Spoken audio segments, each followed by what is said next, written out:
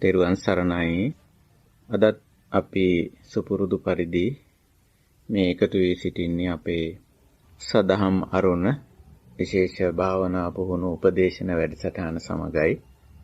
ඔබ දන්නවා හැම සෙනසුරාදාවකම උදෑසන 7 සිට 8 දක්වා ජාතික ගුවන්විදුලියේ කඳුරට සේවයේ ඔස්සේ අපි මේ විදියට මුණ ගැහෙනවා. අපේ අධ්‍යාත්මික ගුණවගාවට උවමනා කරන උපදෙස් අවශ්‍ය මඟ පෙන්වීම පිළිබඳ සාකච්ඡා කරගන්නට. අදත් අපි බලාපොරොත්තු වන්නේ ඒ ආකාරයෙන්ම මේ හෝරාව ගත කරන්නටයි. ඒක නිසා අපි පළමුවෙන්ම මේ මොහොතේ ගුවන්විදුලිය ඔස්සේ සදහම් අරුණ සමග එකතු වී සිටින අපේ කල්යාණ මිත්‍ර හැම දිනාටම ඊටාම කරුණාවෙන් මතක් කරනවා. පහසු ඉරියව්වක ඉඳ ගන්න, සුව පහසුත් නොවන අපහසුත් නොවන ඉරියව්වක. ඒ කියන්නේ තමන් හොඳින් අවදිමත්ව සිටින ඉරියව්වක තැම්පත්ව ඉඳ ගන්න. ඒ වගේම මේ හෝරාව ඇතුළත තියෙන වැඩ කටයුතු පැත්තකින් තියමු. ඒ කියන්නේ මේ හෝරාව ඉවරුණෙන් පස්සේ අපි ඒවා කරන්න අදිෂ්ඨාන කරගමු. හෝරාවකට හිත නිදහස් කර ගැනීම අවශ්‍යයි. මොකද අපි කතා කරන දේ හොඳින් අවබෝධ වෙන්න, වැටහෙන්න නිදහස් මනසක් තියෙන්න ඕනේ. භාවනාවට අදාළව අපි කතා කරන දේවල් ටිකක් ගැඹුරු කාරණා. නමුත් මිනිස්යන් වන අපිට තේරුම් ගන්න පුළුවන් දේවල් අපි කතා කරන්නේ. කොහොම වුණත් අපි සංසුන් මනසකින් හේට ඇහුම්කන් දුන්නොත් තමයි අපි මේ කරන කතා බහ වැටහෙන්නේ. ඉතින් වෙනද වගේම අපි මේ අපි කරගෙන යන උතුම් කාර්යය සඳහා අපිට බොහොම කල්යාණ මිත්‍රත්වයෙන් උදව් උපකාර කරන සහයෝගය ලබා දෙන සියලුම කල්යාණ මිත්‍රයන් අපි තාම ගෞරවයෙන් කල්යාණ මිත්‍රත්වයෙන් පිළිගනිමු, සිහිපත් කරමු. විශේෂයෙන් සදහම් අරුණ පටන් ගැනීමට ආරම්භ කිරීමට මූලික වෙච්ච අපේ සදහම් අරුණ කලන මිතුරන්, ඒ වගේම අපි වර්ෂයකටත් වැඩි කාලයක් මේ වැඩසටහන කරගෙන එනවා. ඉතින් අද අපි පවත්වන්නේ සංඛ්‍යාවෙන් කිව්වොත් 55 වෙනි වැඩසටහන. ඉතින් ඒ දක්වාම මේ වැඩසටහන් කරගෙන එන්න දායකත්වය ලබා දීමෙන් අපිට උදව් උපකාර කරන අපේ කල්යාණ මිත්‍රයන්, ඒ වගේම ගුවන්විදුලියේ අපේ කල්යාණ මිත්‍රයන්, මේ හැම දෙනාම අපේ ගෞරවයෙන් මතක් කරනවා. මොකද යම් වැඩක් කරගෙන යද්දී තනි පුද්ගලයෙකුට ඒ දේ කරන්න බෑ. අපි කවුරුත් දන්නවා සාමූහික වැඩ මේවා. ඉතින් හැමෝගෙම කාරුණික මිත්‍රශීලී දායකත්වයේ අදහස් වලින්, මුදලින්, ශ්‍රමයෙන්, කාලයෙන් මේ හැම දෙයකින්ම ඒ කාරුණික හා මිත්‍රශීලී දායකත්වය අපිට ලැබිලා තියෙනවා. මම හිතනවා අපි මේ කරන වැඩසටහනින්ම ලැබිච්ච උසස් ප්‍රතිඵල කියලා ඒවා. ඉතින් ඒ හැම දෙනාම ඒක නිසා අපි තාම ගෞරවයෙන් සිහි කරමින් අද අපි අපේ මේ සදහම් අරුණ අපි ආරම්භ කරනවා. හොඳයි, ඔබ දන්නවා අපි පළමුවෙන්ම භාවනාව පිළිබඳව යමක් සිහිපත් කරනවා. ඒ කියන්නේ මේ අපි කරන කාර්යය මොකක්ද කියලා. මේ සදහම් අරුණෙන් අපි කරන්නේ භාවනාවට අවශ්‍ය උපදේශනය, මඟ පෙන්වීම කරන්නේ. එතකොට ඒක නිසා අපි හැමදාම මේ භාවනාව කියන්නේ කුමක්ද කියලා ඊටාම කෙටියෙන් මතක් කරනවා. ඔබ දන්නවා මේ මනුෂ්‍ය පෞරුෂය කියන එක. මනුෂ්‍ය පෞරුෂය ඒක කොටස් තුනකට අපිට වෙන් කරන්න පුළුවන් බුදුදහමට අනුව. එක කොටසක් තමයි මනුෂ්‍යයාගේ මේ චර්යාව, කායික වාචික හැසිරීම. ඒ වගේම ඒ තැනැත්තා ඒ කායික වාචික හැසිරීම මූලික කරගත්තා වූ, මූලික කරගෙන පවත්වන්නා වූ තවත් ගොඩාක් ක්‍රියාකාරකම් තිබෙනවා. ද්‍රව්‍ය භාණ්ඩ වස්තු පරිහරණය, පුද්ගල සම්බන්ධතා පැවැත්වීම, යම් යම් තනතුරු භූමිකා වගකීම් වලට අදාළ කාර්ය කර්තව්‍යයන් ඉෂ්ට සිද්ධ කිරීම. මේ වගේ ගොඩාක් අංශ තිබෙනවා අපේ චර්යාවට අයිති. ඉතින් ඒ පැත්ත, ඒ අංශය තමයි අපි චර්යාත්මක අංශය කියලා කියන්නේ. ඒක පෞරුෂයක කොටසක්. ඒක කාටත් දැක බලා ගන්න පුළුවන්. පේනවා අනිත් අයට. ඊළඟට පෞරුෂයේ නොපෙනෙන අංශ දෙකක් තිබෙනවා.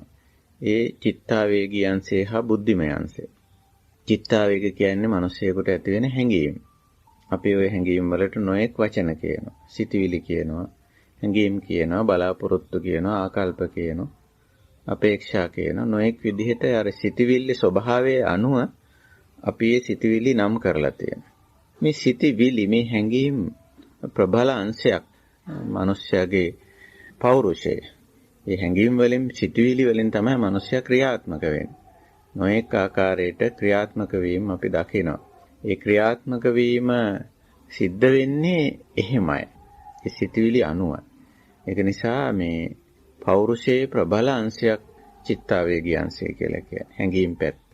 ඊළඟට තවත් අංශයක් තිබෙනවා බුද්ධිමය අංශය කියලා. බුද්ධිය කියන්නේ මෙතන අවබෝධය කියන අදහසින්. හැම මිනිසෙකුටම යම්කිසි අවබෝධයක් තියෙනවා යම් දේවල් පිළිබඳව අවබෝධයක් තියෙනවා. ඉතින් ඒ අවබෝධය අවශ්‍යයි. අවබෝධය අපි ඇති කරගන්නවා. පුංචි කාලේ ඉඳලා වැඩි දියුණු කරනවා. විධිමත් කරනවා. නොඑක් විදිහට ඒක කරනවා. ඉතින් ඒ අවබෝධයත් පෞරුෂයේ එක කොටසක්. ওই අංශ තුන එකතු වෙලා තමයි මානව පෞරුෂයක් ගොඩ නැගෙන්නේ. මිනිස්සෙක් කිව්වම සාමාන්‍යයෙන් ওই අංශ තුනේ එකතුව. ඉතින් ඕන නම් ওই අංශ තුනේ එකතුව ආයි දෙකට බෙදන්න පුළුවන් කය මනස කියලා. නමුත් කය මනස කිව්වම ඒ කය මනස ඇසුරෙන් ක්‍රියාත්මක වෙනකොට ওই අංශ තුන තමයි ක්‍රියාත්මක වෙන්නේ. එතකොට බුදුදහම කරන්නේ බුදුදහමෙන් කෙරෙන්නේ මේ අංශ තුනේ දියුණුවක් ඇති කිරීම. පුද්ගල පෞරුෂයේ දියුණුවක් ඇති කිරීම. පුද්ගල පෞරුෂය ඉහළ මට්ටමකට ඉහළ තත්වයකට රැගෙන ඒම. එතකොට තමයි අපි මේ කියන යහපත් తত্ত্বය පුද්ගලයාගේ ජීවිතය තුල සිද්ධ වෙන්නේ. දැන් හුඟක් වෙලාවට මිනිස්සු හිතන්නේ අපේ ජීවිතේ යහපත් වෙන්නේ, සුවපත් වෙන්නේ, සුවදායී වෙන්නේ මේ වටපිටාව සකස් කිරීමෙන් කියලා. වටපිටාව. නමුත් වටපිටාවේ සහයත් අවශ්‍ය තමයි. මිනිස්සුන්ට ජීවත් වෙන්න සුදුසු වටපිටාවක්, ගයක් දොරක් තියෙන්න ඕනනේ. අවුවෙන් වැස්සෙන් පින්නෙන් බේරිලා ඉන්න. ඒ වගේ හොඳ කාලගුණ දේශගුණ තත්ත්වයක් ගැලපෙන හිම තියෙන්න ඕනේ. වාතාශ්‍රයක් තියෙන්න ඕන, ආලෝකයේ තියෙන්න ඕන. ඒ වගේ කාරණා ඇත්ත වටපිටාවේ ඉතින් ඉන්න මිනිස්සුත් යම් ප්‍රමාණයකට යහපත් මිනිස්සු වෙන්න ඕන. ඒ වගේ සාධක බලපාන බව ඇත්ත. නමුත් මිනිස්සෙගේ මේ සුවපත්භාවය, නිදුක් බව, නිවීම, සැනසීම පිණිස ප්‍රධාන වශයෙන් බලපාන්නේ මේ බාහිර වටපිටාව නෙවෙයි. අභ්‍යන්තර වටපිටාව. අභ්‍යන්තර වටපිටාවට තමයි අපි පෞරුෂය කියලා කියන්නේ. මේ චර්යාත්මක අංශය, චිත්තාවේගී අංශය, බුද්ධිමය අංශය. මේ අංශ තුනේ එකතුව. ඒක කොච්චර දුරට අපි නිවැරදි තලයකට, යහපත් තලයකට, යහපත් මට්ටමකට ගොඩනගලා තියනවද කියන කාරණා. ඉතින් ඒකයි බුදුදහමේ එවැනි උත්සාහයක් දරන්නේ. පෞරුෂය ඉහළ මට්ටමකට ගන්න. මේ භාවනාවෙන් කෙරෙන්නේ ඔන්න ඔය දේ. අපි හොඳට මේ කාරණේ තේරුම් ගන්න ඕන. අපේ මේ අසන්නව දන්නවා හුඟ දෙනෙක්. ඕක තමයි භාවනාවෙන් කරන්නේ. ඒකයි භාවනාව තුනට බෙදලා තියෙන්නේ. සීල භාවනා, සමාධි භාවනා, පඤ්ඤා භාවනා කියලා. භාවනා කියන්නේ එතන වැඩි දියුණු කරනවා. නිවැරදි කරනවා. කිසියම් උසස් මට්ටමකට රැගෙන එනවා කියන අදහස. එතකොට අපි සීල භාවනා කිව්වම ඒකෙන් අදහස් කරන්නේ අපේ චර්යාව, චරණය, චරිතය, අපේ චර්යාත්මක අංශයේ හැසිරීම නිවැරදි කිරීම, පිරිසිදු කිරීම, උසස් තත්වයකට රැගෙන ඒම. ඒකටනේ ඔය සීල ශික්ෂාවක් බුදුදහමේ නිර්දේශ කරලා තියෙන්නේ. ඒකට වැඩපිළිවෙලක් තියෙනවා ඊටාම ලස්සන. ඒ වැඩේ කරන්න පුළුවන්. මිනිස්සෙගේ ඕනම මිනිස්සෙගේ පෞරුෂය මේ සීල ශික්ෂාව මගින් නිවැරදි තලයකට, නිවැරදි මට්ටමකට ගේන්න පුළුවන්. ඉතින් ඊට අදාළව බුදුරජාණන් වහන්සේ සීල ශික්ෂාව බොහෝම සවිස්තරව අපිට දේශනා කරලා තිබෙනවා. ඉතින් අපි දක්ෂ වෙන්න ඕන මේ සීල ශික්ෂාව තේරුම් අරගෙන අවබෝධ කරගෙන මේ සීල ශික්ෂාව හොඳින් අනුගමනය කරලා අපේ චර්යාත්මක අංශය පිරිසිදු කරගන්න. උසස් තත්වයකට පත් කරගන්න. ඒකයි අවශ්‍ය වෙන්නේ. ඉතින් ඔන්න ඔය විදිහට සීල ශික්ෂාව ගැන අපි බැලුවොත් මූලික කොටස් දෙකකට වෙන් කරලා පෙන්වා දීලා තිබෙනවා. ආභිසමාචාරික ශික්ෂා ආදි බ්‍රහ්මචාරික ශික්ෂා කියලා. ඒ කියන්නේ අභිසමාචාර දැනගෙන ඒවට අනුගතව කටයුතු කිරීම.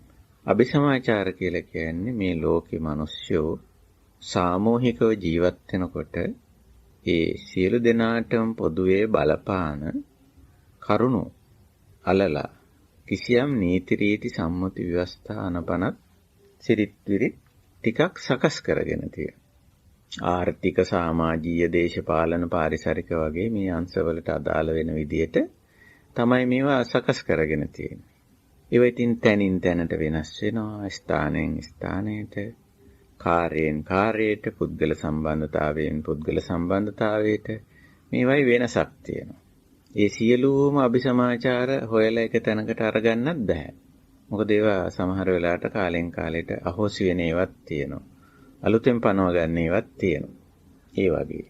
ඉතින් මානව සමාජය තුළ ওই වගේ අප්‍රමාණ තියෙනවා මේ අභිසමාචාර නීති රීති සම්මුති ව්‍යවස්ථාන පනත්. ඉතින් ඒවා අවශ්‍යයි මනුෂ්‍ය ජීවිතයේ ඉදිරියට පවත්වාගෙන යන්න. ඉතින් ඒ ටික තමයි මේ පළවෙනි කොටස සීල ශික්ෂාවේ. දෙවෙනි කොටස ආදි බ්‍රහ්මචර්ය ශික්ෂා කියලා ඒවා කෙලින්ම පුද්ගල පෞරුෂයට අදාළයි. එවැනි ශික්ෂාපද නම් අපි දන්නවා 16ක් අපි බුද්ධ දේශනා තුළින් හඳුනාගෙන එක්රැස් කරගෙන එකතු කරගෙන තියෙනවා. ඒ ටික අපිට එකතු කරගන්න පුළුවන්. සංඛ්‍යා විද්‍යාවෙන් බැලුවම 16ක් තියෙනවා. ඉතින් ඒ 16 අපි සමාදන් වෙලා රකිනවා. කලින් කියපු ආභි සමාචාරික ශික්ෂා සමාදන් වෙන්න බෑ. මොකද එහෙම එකතු කරගන්න බෑ.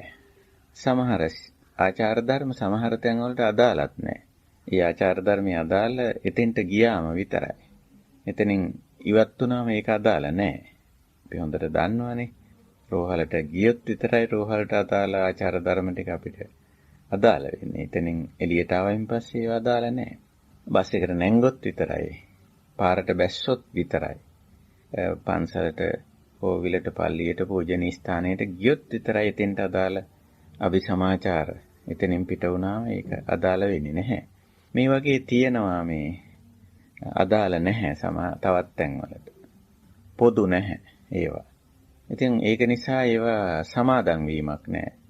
දැනගෙන අවබෝධ කරගෙන අහලා විමසලා ඒ තැනදී අවස්ථාවේදී අපි ඒවා රකින්න එක තමයි තියෙන්නේ. නමුත් මේ කියන ශික්ෂාපද 16 ආදි බ්‍රහ්මචර්ය ශික්ෂාවටයි තියෙන ශික්ෂාපද 16 අපි හඳුන්වන්නේ විශ්ව ආචාර ධර්ම කියලා. කොතෙන්ටත් කවදත් ඒවා පොදුයි. විශේෂයෙන් ඒ ආචාර ධර්ම වල මුල් කොටසට 9ක් අයිති. ඒ 9 නම් විශ්ව ආචාර ධර්ම.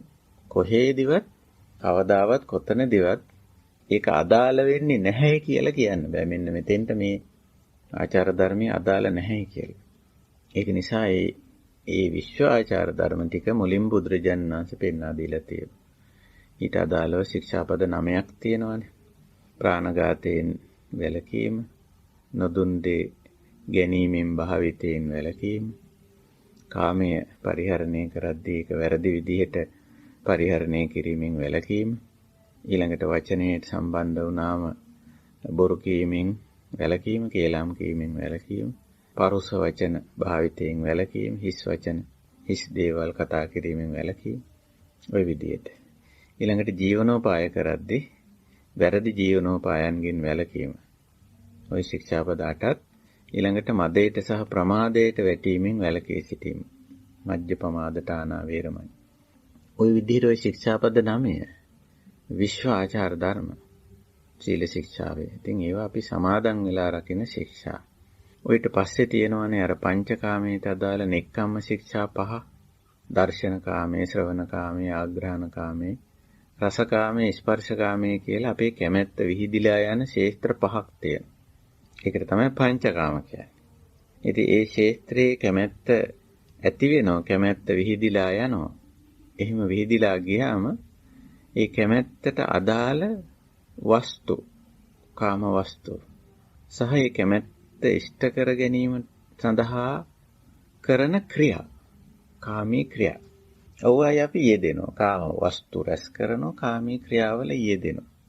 ඒක සාමාන්‍ය தත්ත්වය. නමුත් මේ වයින් නොඑක් විදිහේ ගැහැට, දුක්, ප්‍රශ්න, ගැටලු, අඬුසරුවල්, ගහමරා ගැනීම, යුද්ධ, විනාශ කිරීම මේ වගේ දේවල් ඇති වෙනවා. කාම වස්තු එක්රැස් කිරීමට සහ කාමී ක්‍රියාවල යෙදීමට ගියා. ඒක නිසා බුදුදහමේ නෙක්ඛම්ම කියලා ඊටාම උසස් ගුණයක් පෙන්වනවා. නෙක්ඛම්ම කියන්නේ මේ කාම වස්තු සහ කාමී ක්‍රියාවන්ගෙන් පුළුවන් තරම් දුරස්ත භාවයක් තබා ගැනීම. ඒකට අදාළවයි මේ නෙක්ඛම්ම ශික්ෂා පහ. අබ්‍රහ්මචර්යා, විකාල භෝජන ආදී වශයෙන් දක්වලා තියෙනවා. දැන් බලපුවහම අර මුල් 9 ඔය 5යි 14යි ඊළඟට තියෙනවා මේ වටිනා දේවල් පරිහරණය කරනකොට භාවිතා කරනකොට ඊට අදාළව මනස පවත්වා ගත යුතු ආකාරය. වටිනා දේවල් වටිනාකම් වලට අපි කියන්නේ ජාත රූප රජත කියලා. ජාත රූප රජත ඒවත් ඉතින් ඇත්තටම නිශ්චිතව කියන්න අමාරුයි. කලින් කලට අපි ඉතින් ජාත රූප කිව්වම එකෙන් අදහස් කරන්නේ සෝභා දහමෙන් අපිට ලැබිච්ච දේවල්. ඒවා ඔක්කොම ජාත රූප. ඊළඟට අපිම සකස් කරපුවා රජත. ඔය දෙකෙටම තියෙනවා යම්කිසි වටිනාකමක්. දෙකටම ඉතින් සෝභා දහමෙන් ලැබිච්ච දේවල් වල වටිනාකම නම් අපි ඒවට කියන්නේ ස්වභාවික වටිනාකම. දැන් නිදර්ශනයක් කිව්වොත් ජලයේ වටිනාකම මොකද්ද? ජලයට අපි මූල්‍ය වටිනාකමක් දෙන අවස්ථාවලුත් තියෙනවා. ජල මීටරේ කියවනකොට මේ ජලයේ මීටරයකට මෙච්චර ගෙවන්න කියලා ජල සම්පාදන හා ජලාපවාහන මණ්ඩලය කියන. ඒක නෙමෙයි. එහෙම බැලුවොත් ජලය රජතයක් වෙනවා. අපි නේතන මිල නියම කරලා තියෙන්නේ. නමුත් ජලයේ තියෙන ස්වභාවික වටිනාකම. පිපාසයේ සංසිඳනවා බිව්වමනේ. ශරීරේ ප්‍රාණවත් වෙනවා. නෑවම වෙහෙස සංසිඳෙනෝනේ. සෝදන්න පුළුවන්, පිරිසිදු කරන්න පුළුවන් නේ. ගහකට දැම්මොත් ගහ ප්‍රාණවත් වෙනෝනේ. තෙත් වෙනවා, බුරුල් වෙනවා සමහර දේවල් ජලයේ දැම්මම නේ. ඒ තමයි ජලයේ තියෙන වටිනාකම් ගුණ. ඉතින් මේ වටිනාකම් අපි පරිහරණය කරමු. ඊටව පරිහරණය කරද්දී මේ මහ පොළොව මූලික කරගත්ත වටපිටාවේ තියෙන සියලුම ඒවා ජාත රූප, ඒ වගේම රජත අපි සකස් කරපු දේවල්, ඒවටත් අපි වටිනාකම් දීලා තියෙනවා. ওই මිල මුදල් වගේ දේවල්. ඉතින් අපි පරිහරණය කරනවා. පරිහරණය කරද්දී පටිඝහනා වේරමණී දැඩිව ග්‍රහණය කරන්නේ නැතුව පරිහරණය කිරීම. ඉතින් ඔන්න ඔය විදිහට අපි පුරුදු වෙනවා, පුහුණු වෙනවා. ඔය සීල ශික්ෂා, ඔය ශික්ෂාපද 15ම ආවරණය වෙන ආකාරයට මෙත්තා විහරණං කියලා ශික්ෂාපදයක් තියෙනවා. මෛත්‍රී විහරණයක පුළුල්. එතෙන්ට ආපුවම කායික, වාචික, මානසික අංශ තුනම ඇතුළත් කරලා තියෙනවා. මෙත්තා විහරණය කිව්වම මෙත්තා කාය කර්ම, මෙත්තා වචී කර්ම, මෙත්තා මනෝ කර්ම කියන තුනම. කර්ම කියන්නේ එතන ක්‍රියාවනේ. එතකොට මිත්‍රශීලීව කායික ක්‍රියාවල යෙදීම, මිත්‍රශීලීව වචන භාවිතය, මිත්‍රශීලීව සිතුම් පැතුම් රටාව පවත්වාගෙන යාම. ඒ තුනම තමයි මෙත්තා විහරණය කියන්නේ.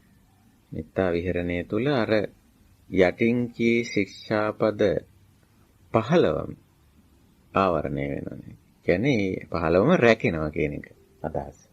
ඒ විදිහට ওই ශික්ෂාපද 16 තමයි අපි අනුගමනය කරන්නේ. ආදී බ්‍රහ්මචර්ය ශික්ෂා කියලා සමාදන් වෙලා රකින්න. ඉතින් මේ සීල භාවනාවේදී අපි බොහොම කෙටියෙන් ඔය සීලය ගැන මතක් කරලා තියෙන්නේ. මතක් කරන්නේ අද මතක් කළේ. නමුත් මේවා ගැන පුළුල් විස්තර අපි මුල් වැඩසටහන් වල දක්වලා තියෙනවා. ඔබ දන්නවා අපේ මේ සදහම් අරුණ අපේ භාවනා පුහුණු උපදේශන වැඩසටහනේදී අපි මුල ඉඳලම කරපු පැහැදිලි කිරීම අන්තර්ජාලගත කරලා තිබෙනවා. YouTube වලට ගිහිල්ලා සදහම් අරුණ 2021 කියලා ටයිප් කරලා හෙව්වොත් අපේ මේ සදහම් අරුණ YouTube channel එක හොයාගන්න පුළුවන්. එහි මුල ඉඳලාම මේ අපි කරපු සාකච්ඡා ඇතුළත් වෙලා තියෙනවා. ඉතින් අපි මුල් සාකච්ඡා කීපයේ සීලය ගැන ගොඩාක් දේ පැහැදිලි කරලා තියෙනවා. ඒක නිසා මේ වැඩසටහන් වලට කන් දෙන්න පුළුවන්. ඒ වගේම මම කරන දේශනා ඇතුළත් තවත් YouTube channel එකක් තිබෙනවා නිවෙන මග කියලා. නිවෙන මග. ඒත් නිවෙන මග කියලා ටයිප් කරලා හෙව්වොත් ඒ YouTube channel එකත් හොයාගන්න පුළුවන්. එහිත් අපි ගොඩාක් දේශන ඇතුළත් කරලා තියෙනවා මේ භාවනාවට අදාළ කමඨහන් සාකච්ඡා. ඉතින් අපි මතක් කරනවා ඒවටත් අහුම්කම් දෙන්න කියලා. හොඳයි. එහෙනම් අපි වෙනද වගේම මේ සීල ශික්ෂාව සිහිපත් කරගෙන සීල ආවර්ජනය කරගෙන අපි අදත් අපේ කමඨහන් සාකච්ඡාවට යමු. හොඳයි මම ආරාධනා කරනවා අපේ කල්යාණ මිත්‍රයන් හැම දෙනාටම මාත් සමග එකට සීල සමාදානයේට සීල ආවර්ජනයේට එකතු වෙන්න කියලා. සාදු සාදු සාදු නමෝ තස්ස භගවතෝ අරහතෝ සම්මා සම්බුද්දස්ස නමෝ තස්ස භගවතෝ අරහතෝ සම්මා සම්බුද්දස්ස නමෝ තස්ස භගවතෝ අරහතෝ සම්මා සම්බුද්දස්ස සරණාගමනය බුද්ධං සරණං ගච්ඡාමි ධම්මං සරණං ගච්ඡාමි සංඝං සරණං ගච්ඡාමි ဒ ුතියං පි බුද්ධං සරණං ගච්ඡාමි ဒ ුතියං පි ධම්මං සරණං ගච්ඡාමි ဒ ුතියං පි සංඝං සරණං ගච්ඡාමි තතියං පි බුද්ධං සරණං ගච්ඡාමි තතියං පි ධම්මං සරණං ගච්ඡාමි තතියං පි සංඝං සරණං ගච්ඡාමි සාදු සාදු සාදු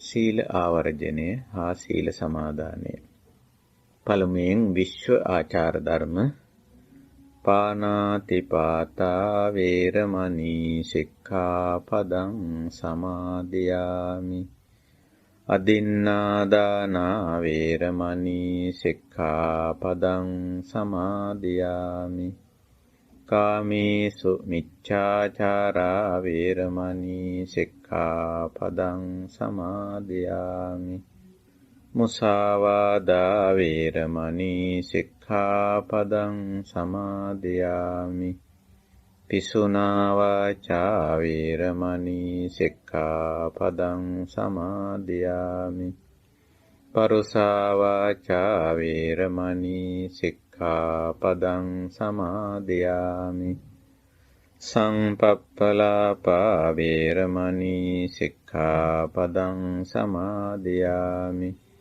මිච්ඡා ආජීවා වේරමණී සික්ඛාපදං සමාදියාමි සුරාමේරය මජ්ජපමා දට්ඨානා වේරමණී සික්ඛාපදං සමාදියාමි නික්කම්ම ශික්ෂා අබ්‍රහ්මචර්යා වේරමණී සික්ඛාපදං සමාදියාමි විකාල භෝජනා වේරමණී සික්ඛාපදං සමාදියාමි නච්ච ගීත වාදිත විසුක දස්සනා වේරමණී සික්ඛාපදං සමාදියාමි මාලා ගන්ධ විලේපන ධාරණ මණ්ඩන විභූෂණට්ඨානා වේරමණී සික්ඛාපදං සමාදියාමි උච්චාසයන මහාසයනා වේරමණී සික්ඛාපදං සමාදියාමි ජාත රූප රජත පටිග්ගහනා වේරමණී සික්ඛාපදං සමාදියාමි මෙත්තා විහරණං සමාදියාමි සාදු සාදු සාදු මේ සිහිපත් කරගත්තේ සීල භාවනාවේ සීල ශික්ෂාවේ අපි සමාදන් වෙලා රකින ශික්ෂා කොටස. ආදී බ්‍රහ්මචර්ය ශික්ෂා. ඔය 16. ඉතින් අපිට හැමෝටම පුළුවන් තම තමන්ගේ උපරිම ශක්තිය, උපරිම ප්‍රමාණය, වැඩිම ප්‍රමාණයක් රකින්න. අපි මේ අධ්‍යාත්මික වැඩ කටයුතු වලදී නිතරම උපරිම මට්ටමට යන්න. තමන්ට පුළුවන් උපරිම දේ කරන්න. සීලේදී උපරිම වැඩිම ශික්ෂාපද ප්‍රමාණයක් රකින්නයි අදිෂ්ඨාන කරගන්න.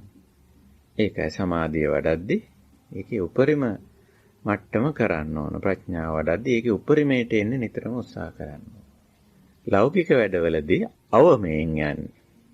ලෞකික වැඩවල උපරිමයට එන්න කවදාවත් උත්සාහ කරන්න හොඳ නැහැ. මොකද ඒකේ උපරිමයට එන්න බෑ. කෙලෙස් මිශ්‍ර වෙලා කරන මේ ලෞකික වැඩ කවදාවත් උපරිමයකට එන්න බෑ. මොකද තණ්හාව තියෙන කිසිම තැනක උපරිමයක් නැහැ. ඒ තණ්හාවෙන් වෙහෙස වෙවි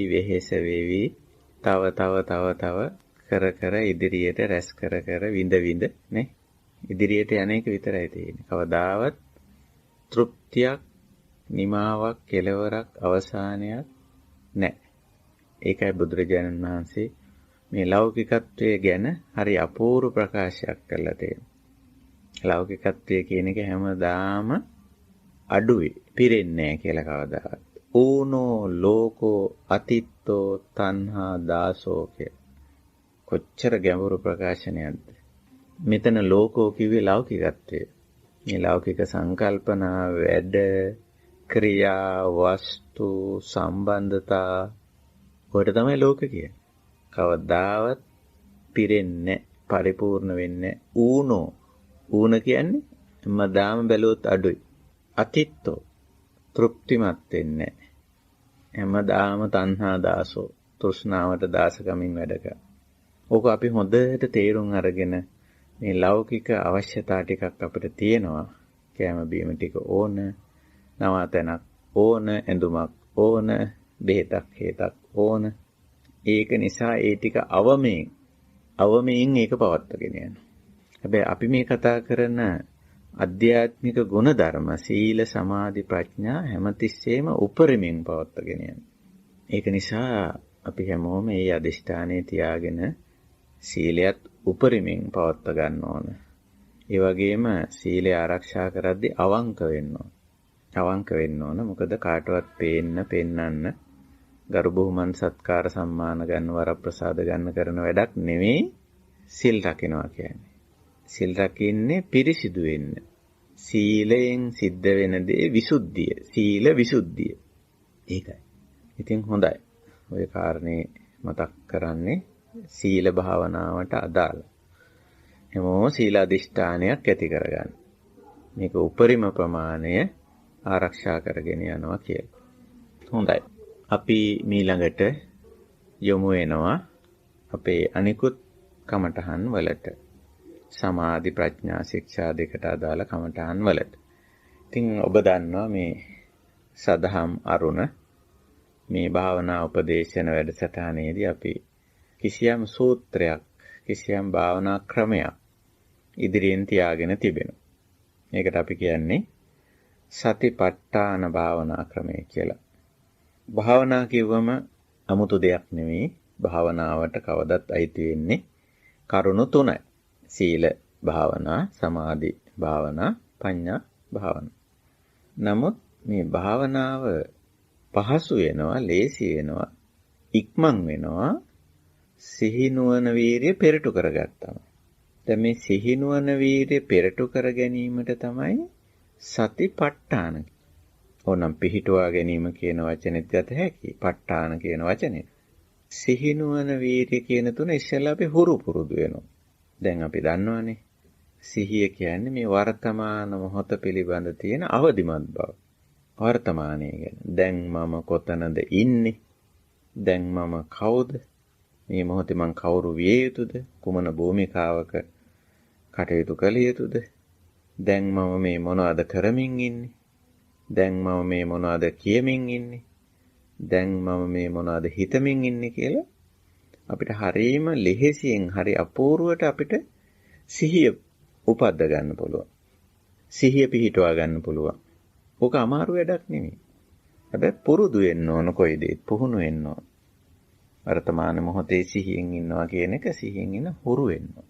ඉතින් ওই විදිහට පුරුදු පුහුණු වෙලා අපි ඊළඟට බලනවා මේ වර්තමාන මොහොතේ කරන කියන හිතන දේ නිවැරදිද කියලා. ඇයි එහෙම බලන්නේ? අපි දන්නවා වැරදුනොත් එතන ගැටලුවක් නේ. එතන දුක එනවා. අන්න ප්‍රධාන ගැටලුව පැනනගිනවා. දුක්ඛ. ඒක නිසා අපි බලනවා මේ වර්තමාන මොහොත නිවැරදිද පිරිසිදුද කියලා. ඒ ගැනත් එහිම සෝදිසිමත් බවකින් අපි නිතරම ඉන්නේ. ඒක නිසා ඒක හඳුන්වන්නේ සම්පජානකාරී කියලා. රවදිමත් බව තමයි සති කිව්වේ. සතිමා. ඒකත් අර හැමතිස්සෙම කියන අදහසෙන් සතිමා යෙදෙන්නේ. නිතරම කියන අදහසින් තමයි සම්පජානකාරී. නිතරම සෝදිසිමත් බවකින් කටයුතු කරනවා. ඉතින් අර සෝදිසිමත් වුණාම අපිටම තේරෙනවා මම මේ ඉන්න තැන හරි, මගේ වර්තමාන භූමිකාව හරි, මම මේ වෙලාවේ කරන ක්‍රියාව හරි, මම මේ කරන ප්‍රකාශනය කරන කතා බහ නිවැරදි, මං හිතන විදිය හරි. හරිනම් ඒ විදිහටම තව ඒක වැඩි දියුණු කරගෙන ඉස්සරහට යන්නයි තියෙන්නේ. සමහර විට වරදින අවස්ථාවක් තියෙනවා. තමන් වර්තමාන මොහොතේ ඉන්න තැන නුසුදුසු තැනක වෙන්න පුළුවන්. වර්තමාන භූමිකාවේ හැම හරියටම නැහැ වෙන්න පුළුවන්. වර්තමාන ක්‍රියාවේ දෝෂයක් තියෙන්න පුළුවන්. වර්තමාන කතා බහේ වැරද්දක් තියෙන්න පුළුවන්. වර්තමාන සිතුවිල්ලේ දෝෂයක් තියෙන්න පුළුවන්. අන්න එතකොට ඒක නිවැරදි කරගන්නවා. ඒක නිවැරදි කරගන්න දරන අවංක උත්සාහය තමයි අපි ආතාපි කියන්නේ. සතිපට්ඨාන දේශනාව.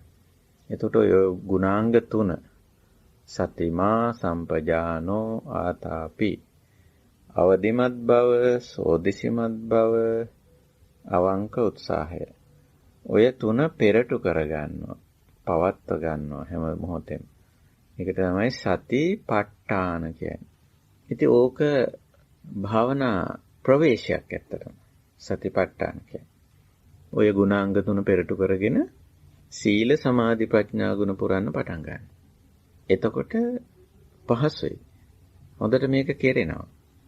ඒකයි තියෙන්නේ. ඉතින් අපි ඔය සතිපට්ඨාන භාවනා ක්‍රමය මේ කරගෙන යන්නේ. ඉතින් ඒ සඳහා අපි දීඝනිකායේ සූත්‍ර පිටකයේ දීඝනිකායේ මහා වර්ගය තුලත් මහා සතිපට්ඨාන දේශනාව ඉදිරියෙන් තියාගෙන එහි ඇතුළත් කමඨහන් තමයි අපි දිගටම සාකච්ඡා කරගෙන ආවේ. ඉතින් කමඨහන් වල තියෙන මේ සමාධි සහ ප්‍රඥා ශික්ෂා දෙකට අදාළ වෙන කමඨහන්. අන්තිම හරියට ආපුවම සීලයට අදාළ කමඨහනත් අපිට හමු වෙනවා. මුලදි තියෙන උගාක්ම ප්‍රඥා ශික්ෂාවට අදාළ කමඨහන්. මොකද අපි මේ අවබෝධයේ අඩුකමින් හරියට වැරදි සිද්ධ වෙනවා අපි අත. අවබෝධයේ අඩුකම නිසා. ඉතින් හැමතිස්සෙම අපි අවබෝධයේ පැත්ත වැඩි කරනවා. වැඩි දියුණු කරනවා. ඉතින් වැඩි දියුණු කරාම ඔන්න පහසුයි. පහසුයි අපිට මේ නිවැරදි බව පිරිසුදු බව පවත්වා ගන්න. ඉතින් මේ සතිපට්ඨාන දේශනාවේ අපි ගොඩක් ඉදිරියට ගිහිල්ලා තියෙනවා. දැන් අපි ඉන්නේ ධම්මානුපස්සනා කොටසේ. ධම්මානුපස්සනා කොටසේ ඔබට මතකයි අපි පහුගිය හමුවේදී මේ ධම්මානුපස්සනා කොටසේ යම් කොටසක් අපි අවසන් කළා. යම් පබ්බයක්. පබ්බ කියන්නේ කොටස කියන එකයි. ඒ තමයි අර ආයතන පබ්බය. සලායතන ගැන අපි කරගෙන ආපු කතාව. ඒ කොටස තමයි අපි අවසන් කරේ. දැන් අද අපි අවධානය යොමු කරන්නේ ඊළඟ පබ්බේට. ඊළඟ පබ්බේ හඳුන්වන්නේ බොජ්ජංග පබ්බේ කියලා. අද අපි මේ බොජ්ජංග කියන වචනේ තේරුම් ගන්න බලමු. බොජ්ජංග. මේ බොජ්ජංග කියන වචනේ සකස් වෙලා තියෙන්නේ වචන දෙකක් සම්බන්ධ වෙලා, සංදි වෙලා කියලා අපි කියන්නේ. බෝධි අංග කියන වචන එකතු වුණාම බොජ්ජංග වෙනවා. බෝධ්‍යංග, බොජ්ජංග වෙනවා. බෝධි කියන්නේ නිවනට නම. මේ අපේ සීල සමාධි ප්‍රඥා ගුණ පුරලා අපි අපේ පෞරුෂය ඇති කරගන්න අර උත්තරීතර වෙනස. ඒකටනේ නිවන කියන්නේ. ඒ වෙනසට ඒ යහපත් තත්වයට තමයි බෝධි කියන්නේ. බෝධි. බුද්ධ බුද්ධත්වය කියන්නේ ඒකට තමයි. එතකොට අන්නේ බෝධි අංග වැඩිමයි අපි සාමාන්‍යයෙන් කරන්නේ. බෝධි අංග කියන්නේ ඒ නිවනට උපකාරී වෙන කුසලතා. කුසලතාවලට එතන අංග කියන්නේ. දැන් යම්කිසි තත්වයකටපත් වෙන්න යම්කිසි ගුණාංග ටිකක් අපි වර්ධනය කරගන්න ඕනනේ. ඕනම දෙයක එහෙමනේ. එහෙනම් මේ බෝධි තත්වයටපත් වෙන්න අවශ්‍ය අංග තියෙනවා. කුසලතා තියෙනවා. එතකොට අන්නේ කුසලතා අපි අංග කියනවා මෙතෙන්දී. බෝධි අංග. ඉතින් එහෙමපත් විය යුතු ඒ தത്വයටපත් වෙන්න අවශ්‍ය කුසලතා රාශියක් තියෙනවා. බෝධි පාක්ෂික ධර්ම කියලාත් ඒව හඳුන්වලා තියෙනවා. ඒ විදිහට පෙළ ගැස්සුවම බෝධි පාක්ෂික ධර්ම 37ක් ඔබ දන්නවා දේශනා කළා තියෙනවා. සතර සතිපට්ඨාන, සතර සම්මප්පදාන, සතර ඉද්ධිපාද, පංච ඉන්ද්‍රිය, පංච බල, සත්බොජ්ජංග, ආර්ය ශ්‍රාංගික මාර්ගය කියලා. ওই විදිහට. ඉතින් මේ බෝධි අංග නැත්නම් බෝධිපාක්ෂික ධර්ම ඔක්කොම අංග 7කට එක තැනකදී ගොනු කරලා තියෙනවා. සත්ත බොජ්ජංග කියලා. බෝධි අංග 7ක් විදියට. අපි විසින් වර්ධනය කරගත යුතු කුසලතා එක තැනකදී බුදුරජාණන් වහන්සේ මේවයින් කරන්නේ ඇත්තටම සියලු කුසලතා ගොනු කිරීමක්. එතකොට එතෙන්දී 7කට ගොනු කරලා තියෙනවා. ඒ 7 තමයි සති, ධම්ම විචය, විරිය, පීති, පස්සද්ධි, සමාධි, උපේක්ඛා කියලා. ඒ තමයි ඔය 7.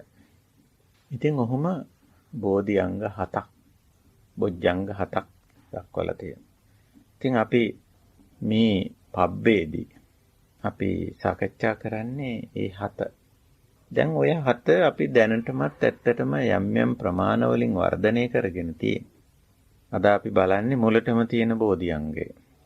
මුලටම තියෙන්නේ සති සම්බොජ්ජංග කියලා. දැන් ඔන්න සති කියනකොට අපි දන්නවා. ඒකෙන් අදහස් කරන්නේ ගුණාංග 3ක් කියලානේ. අවදිමත් බව, සෝදිසිමත් බව, අවංක උත්සාහය. හැබැයි ඔය තුන මෙතෙන්දි බෝධිඅංග 3ක් කරලා තියෙනවා. සති, ධම්මවිචය, විරිය කියලා ඔය මූලික ගුණාංග 3ක් විදියට මෙතෙන්දි දක්වන්නේ.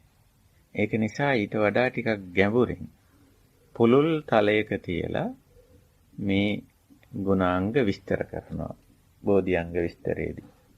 මෙතෙන්දි තියෙන විශේෂත්වය මොකද්ද? බෝධිඅංග මට්ටමට එනකොට විශේෂත්වය මොකද්ද? සතිය. අන්න ඒක තමයි මෙතෙන්දි අපි විශේෂයෙන්ම තේරුම් ගන්න ඕන. දැන් අවදිමත් බව කියන එක අපිට තියාගන්න පුළුවන් දෙපැත්තකට. දැන් අපි අවදිමත් බව සතිය දියුණු කරගත්තම අපිට ඒක දෙපැත්තකට යොමු කරගන්න පුළුවන්. එකක් තමයි මේ ලෞකික පැත්ත කියලා අපි කියන්නේ. අපි හැමතිස්සෙම හොඳ අවදිමත් බවකින් ඉන්න මේ ලෞකික දේවල් පිළිබඳව. මම ඕක තව ටිකක් පැහැදිලි වෙන පැත්තට කියන්නම්. ලෞකික දේවල් කිව්වම අපේ ශරීරය, අපේ කය මනස ගැන, අපේ ගෙදර දොර, අපේ ජීවත් වෙන වටපිටාව, ගෙමිදුල, පරිසරය, අසල්වාසීන්, ඊළඟට මේ රටේ තොටේ සිද්ධ වෙන දේවල්, මිනිස්සු කරන කියන දේවල්, ආර්ථික තත්ත්වය, දේශපාලන තත්ත්වය, සමාජ සම්බන්ධතා, පරිසරය, මේවා ගැන මේවා කොහොම ලෞකික දේවල්. මේ ලෝකේ ජීවත් වෙනකොට අපේ ජීවිතය හා සම්බන්ධ වී තිබෙන දේවල් මේ. එතකොට ඕවා ගැන හොඳ අවදිමත් බවකින්, අවධානයකින් කටයුතු කරන්න පුළුවන්. එහෙම කටයුතු කරන්න අවශ්‍ය නැද්ද? අවශ්‍යයි. නමුත් මේ බෝධිඅංග කියනකොට ওই පැත්තට නෙමෙයි අවධානය. වෙනත් පැත්තකට. ඒ කියන්නේ අධ්‍යාත්මික පැත්තට අවධානය අවදිමත් බව පවත්වන්න. සති සම්බොජ්ජංගම් භාවේති විවේක නිස්සිතං විරාග නිස්සිතං නිරෝධ නිස්සිතං වොස්සග්ග පරිණාමින් කියලා. ඔන්න එහෙමයි මේක විස්තර වෙන්නේ දැන්. සති සම්බොජ්ජංගේ විස්තර වෙන්නේ හැම තැනදීම එකම විදියට. ඉද බික්කවේ බික්කු සති සම්බොජ්ජංගම් භාවේති. නැත්නම් ඉද බික්කවේ අරිය ශාවකෝ සති සම්බොජ්ජංගම් භාවේති. බික්කෝ කිව්වත් අරිය ශාවකෝ කිව්වත් සෝතාපන්නෝ කිව්වත් සේකෝ කිව්වත් අදහස් කරන්නේ එකම කෙනෙක් ගැන. මේ ආර්ය ප්‍රතිපදාව පුරණ කෙනා. නිවන් මාර්ගට අවශ්‍ය කුසලතා වර්ධනය කරගන්න කෙනා. එයා තමන්ගේ සිහිය දැන් හොඳට සිහිය තියෙනවා එයා. සිහිය පවත්වන්න පුළුවන්. හැබැයි දැන් හරවන එක පැත්තකට. අර මූලික පරමාර්ථයේ පැත්තටම සිහිය යොමු කරගන්න. ඉතින් ලෞකික දේවල් පැත්තටත් සිහිය යොමු කරන්න පුළුවන්. බැරි නැහැ. එතකොට ඒවා ගැන හොඳ අවදිමත් බවකින් අපිට කටයුතු කරන්න පුළුවන් වෙනවා. මේ පැත්තට යමු වුණා. නමුත් ඒ පැත්තටත් යම් ප්‍රමාණයකට තියාගෙන දැන් අපි මෙතන මැදමාවතේනේ යන්නේ. මජ්ක්‍ධිමා පටිපදාවේ යනකොට සිහිය ලෞකික පැත්තට තියෙන සිහිය සම්පූර්ණ අයින් කරන්නේ නැහැ. ඒකටත් යම් ප්‍රමාණයකට තියාගන්නවා. අපි කියවනේ මේ ලෞකික දේවල් ගැන අපි කටයුතු කරන නිතරම අවමෙන් කියලා. එතකොට අර අවමෙන් ලෞකික දේවල් පවත්වා ගැනීමට අවශ්‍ය කරන සිහිය මේ පැත්තෙන් තියාගන්න. නැත්තම් ඒකට ගැන කිසිම අවධානයක් නැති වුණොත් එහෙම ඒක අන්තයක් වෙනවනේ. අන්තයක් වෙලා ඊට පස්සේ ඒ ලෞකික පැත්ත අවුල් වෙනවනේ. එහෙම කරන්නේ නැහැ. මේ පැත්තට යන්නේ නැහැ. ඒ අන්තයට යන්නේ නැහැ.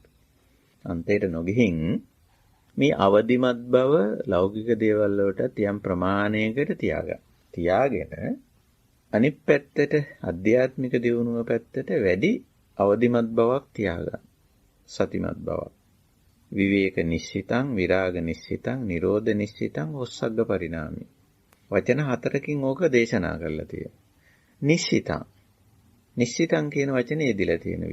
විවේක නිස්සිතං විරාග නිස්සිතං. මෙතන නිස්සිත කියන්නේ අර ඒ පැත්තට යොමු වෙලා ඇසුරු කරනවා කියන අදහස. එතකොට විවේක නිස්සිතං කිව්වම විවේකයේ පැත්තටයි සිහිය වැඩියෙන් තියාගන්න.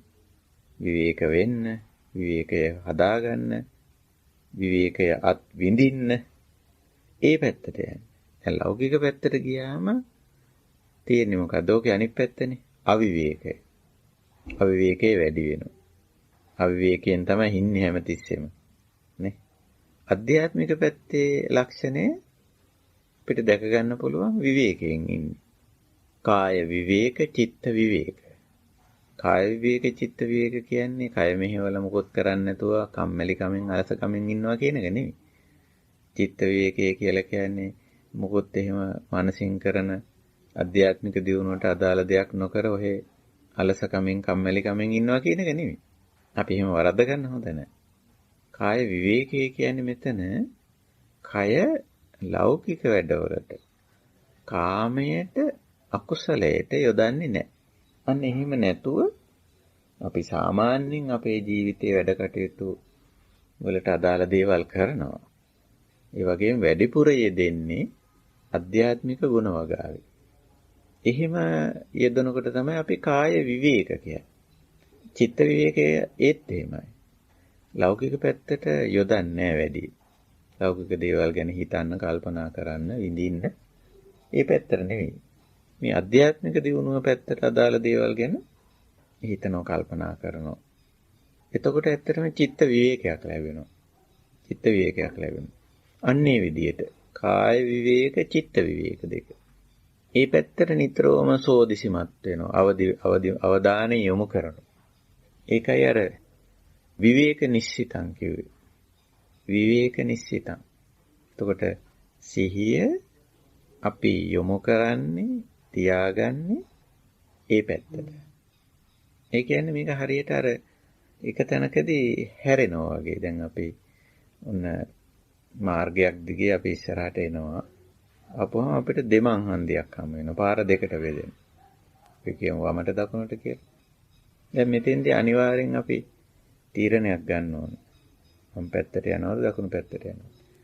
හැබැයි ඉතින් ඒ තීරණය ගන්න අපි අපේ ගමනක් තියෙනවනේ මේ පාර දිගේ අපි ඇවිදගෙන ආවේ යම්කිසි තැනකට යන්න. තෙන්ට යන්න නම් අපි දකුණට හැරුණොත්ද යන්න පුළුවන් වමට හැරුණොත්ද යන්න පුළුවන් කියලා මෙතෙන්දි තීරණය කරන්න වෙනවා. නේ? සමහර විට අපේ ඉලක්කයට යන්න පුළුවන් වෙන්නේ වමට හැරුණොත්. එහෙම නැත්නම් දකුණට හැරුණොත්. ඒ අනුව අපි අර ඉලක්කයට යා යුතු දිශාවට හැරෙනවා. ඒ පැත්ත ගන්න, ඒ මාර්ගය ගන්නවා අපි. අන්න ඒ වගේ දෙයක් මෙතන වෙන්නේ. සිහිය ලෞකික පැත්තට තියාගන්නවද ආධ්‍යාත්මික පැත්තට තියාගන්නවද? කොයි පැත්තට තියාගත්තොත්ද අපේ ඉලක්කය සම්පූර්ණ වෙන්නේ? නිබ්බාන, නිවීම සැනසීම අත්පත් කරගන්න පුළුවන් වෙන්නේ කොයි පැත්තට සිහිය තිබ්බොත්ද? දැන් ඉතින් තේරෙනවනේ අපේ කල්යාණ මිත්‍රයන්ට තේරෙනවා මේ කාරණා. ආධ්‍යාත්මික පැත්තට සිහිය තියාගත්තොත් තමයි මේ ඉලක්කය සම්පූර්ණ කරගන්න පුළුවන් වෙන්නේ. ඒකයි මෙතන බුදුරජාණන් වහන්සේ දේශනා කරන්නේ විවේක නිස්සිතං. කාය විවේකයේ චිත්ත විවේකයේ තියෙන්න ඕන. ආධ්‍යාත්මික පැත්තට යන කෙනෙක්ගේ හැටි එහෙමයි. කායික ක්‍රියා කරන්නේ අර ලෞකික නැත්තම් කාම අකුසල පැත්තේ දේවල් වලින් සම්පූර්ණ කායික ක්‍රියාකාරකම් වලින් මිදෙනවා. ඊට පස්සේ පුණ්‍ය කුසල පැත්තේ කටයුතු වල යෙදිලා ඉන්නේ දැන් කායික. එතකොට කාය විවේකයක් තියෙනවා. චිත්ත විවේකයක් ඒ විදිහට. අර කාම අකුසල පැත්තට හිතන මතන කල්පනා කරන සැලසුම් කරන ඒ ස්වභාවයෙන් හිත මුදාගෙන ඊතරම පුණ්‍ය කුසල පැත්තට විශේෂයෙන් කුසලයේ පැත්තට තමයි මෙතෙන්දී හිත යොමන්නේ. සීල සමාධි ප්‍රඥා පැත්තට. සීලය ගැන නිතරම අවදියෙන් සති සම්බොජ්ජංගන්නේ. නිතරම අවදියෙන් සමාධිය ගැන අවදියෙන් ඉන්න. ප්‍රඥාව ගැන අවදියෙන් ඉන්න. කුසලය ගැන නිතරම අවදියෙන් ඉන්න. ඔන්න ඔහොමයි. විවේක නිස්සිතං. ඉතින් අපි අද කතා කරන්න යමුනේ අද ඉඳලා යමු වෙලා ඉන්නේ මේ බෝධි අංග ගැන. බෝධි අංග. නිර්වාණය සාක්ෂාත් කිරීමට උපකාරී වෙන කුසලතා. 7ක් විදිහට මේ බෝධි අංගවල දක්වලා තියෙනවා. මේ පළවෙනි එක අපිව සිහිය සති සම්බොජ්ජංගං භාවේති. භාවේති කියවම වඩනවානේ. වර්ධනය කරනවා. කොයි පැත්තටද? විවේක නිස්සිතං. විවේකයේ පැත්තට. විරාග නිස්සිතං විරාගයේ පැත්තට. නිරෝධ නිස්සිතං නිරෝධයේ පැත්තට. වස්සග්ග පරිණාමින් අතහැරීම ක්‍රමයෙන් වර්ධනය වෙන පැත්තට. ඉතින් ඕවා ගැන අපි තවදුරටත් විස්තර ඉදිරි අවස්ථාවල මොන ගැහුණාම අපි ටිකක් සාකච්ඡා කරමු, කතා බහ කරමු.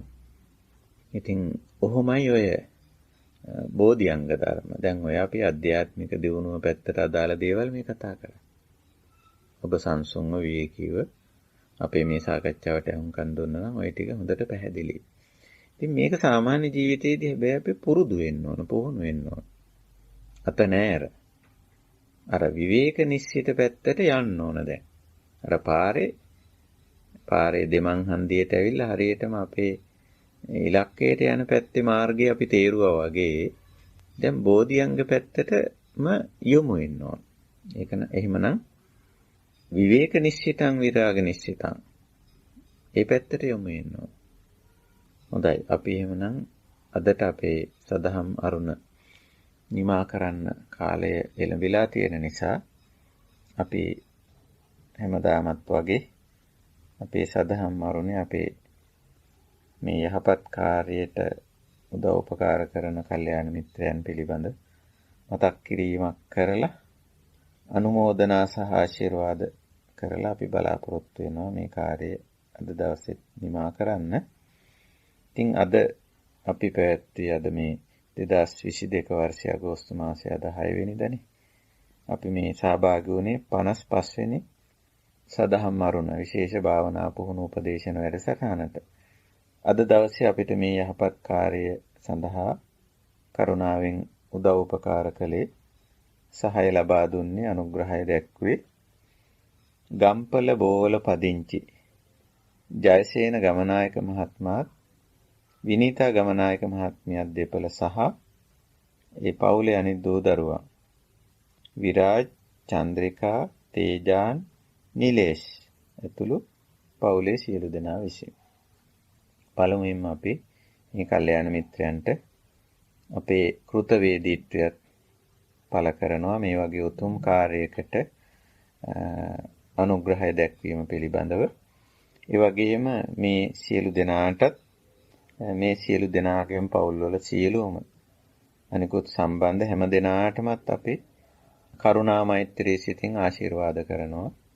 ඔබ සියලු දෙනාටම බුද්ධ ධම්ම සංඝ ත්‍රිවිධ රත්නයේ අප්‍රමාණ ගුණ බලයෙන් සිතක් සාන්තියක් යහපතක් වේවා. කායික මානසික සුවය නිදුක් නිරෝගීතාවයේ ආයුරාෝග්‍ය සම්පන්නිය සැලසේවා. ඒ වගේම මේ අපි කතා බහ කරන උතුම් දේ මේ කුසල් පිළිබඳ අවබෝධය හොඳින් ඇති වෙලා සීල සමාධි ප්‍රඥා ගුණ පුරාගෙන මේ ජීවිතයේදීම නිර්වාණ ධර්මයේ සාක්ෂාත් කරගන්න ඔබ සියලු දෙනාටම ශක්තිය ධෛර්යය වාසනාව උදා වේවා කියලා. ඒ වගේම අපේ මේ දායක දෙපළ ජයසේන ගමනායක මහත්මයාත් විනීතා ගමනායක මහත්මියත් දෙපළ විශේෂයෙන් මතක් කරලා තිබෙනවා මේ වගේ යහපත් ප්‍රාර්ථනා කීපයක් ගම්පොළ බෝවල ගමනායක පවුලේ හා ප්‍රේමවර්ධන පවුලේ පරලෝ සැපත් දෙපාර්ශවයේ දෙමාපියන් සහෝදර සහෝදරියන් හා නාරංවිට පදිංචිව සිට මීට වසරකට පෙර පරලෝ සැපත් ලලිතා වික්‍රමසිංහ මාතාව ඒ වගේම නත්තරම් පොත පදිංචිව සිට මීට මාස 3කට පෙර පරලෝ සැපත් ඒ.ජී. අබේරත්න බණ්ඩාර ඥාතිවරය ඇතුළු ඔය පවුල්වල සංසාරගත සියලුම මියගේ ඥාතීන් සිහිපත් කරලා පුණ්‍යානුමෝදනා කරන බව. ඉතින් මේ ධර්ම දානමය කුසලය ඒ සියලුම මියගේ ඥාතීන් අනුමෝදන් වේවා කියලා අපි මෙත් සිතින් අනුමෝදන් කරමු. ඒ වගේම සුජීවත්ව සිටින මේ පවුල්වල සියලුම දෙනාට නිදුක් නිරෝගී සුවය චිර ජීවනයේ ප්‍රාර්ථනා කරන බවත් හැම දිනාටම චතුරාර්ය සත්‍ය ධර්මය අවබෝධ වෙලා නිර්වාණ මාර්ගය විවර වේවා කියලා යැත්තු මෙත් සිතින් ප්‍රාර්ථනා කරනවා. ඒ විතරක් නෙමෙයි මේ භාවනා වැඩසටහනට සවන් දෙන පින්වත් ඔබ හැම දිනාටත් ධර්ම අවබෝධය ඇති වෙලා චතුරාර්ය සත්‍ය ධර්මය අවබෝධ කර ගැනීමේ ශක්තිය උදා වේවා කියලා යැත්තු ප්‍රාර්ථනා කරනවා. ඒ එක්කම මේ වැඩසටහනට නිස්සරණ අධ්‍යාසයෙන් සම්බන්ධ වෙලා මේ වැඩසටහන කරගෙන යන ස්වාමින් වහන්සේ කියන්නේ අපිටත් කරුණාවෙන් ආශිර්වාද කරලා තිබෙනවා. ඒ වගේම වැඩසටහන සංවිධානය කරලා පවත්වාගෙන යන සදහම් මිතුරන් මේ සදහම් අරුණේ කලන මිතුරන් සියලු දෙනාටත් ඒ වගේම උදව් උපකාර කරන හැමටත් ජාතික ගුවන්විදුලියේ කඳුරට සේවයේ මෙම වැඩසටහන මෙහෙවන රංගන මහත්මයා ප්‍රමුඛ කාර්ය මණ්ඩලයේ හැම දෙනාටමත් එත් සිතින් ආශිර්වාද කරලා තියෙනවා. ඉතින් මේ යහපත් කාර්යයට දුර ඉඳන් ළඟ ඉඳන් පෙනී නොපෙනී ඉඳගෙන සහ සම්බන්ධ වුණා වූ සියලුම දෙනාට මේ ධර්ම දානමය කුසලය මේ ගත කරන ජීවිතයේ තුල සියලු යහපත සැලසීම පිණිසත් උතුම් ධර්මාබෝධය තුලින් පරම ශාන්ත නිර්වාණ ධර්මයේ සාක්ෂාත් කර ගැනීම පිණිසත් හේතු වාසනා වේවා කියන උතුම් ප්‍රාර්ථනාව උතුම් මෛත්‍රී සිත අපි හැමෝම ඇති කරගෙන ඒ සියලු අනුමෝදනා සිද්ධ කරමු. සාදු සාදු හැම දිනාටම ඒ යහපත උදා වේවා කියලා.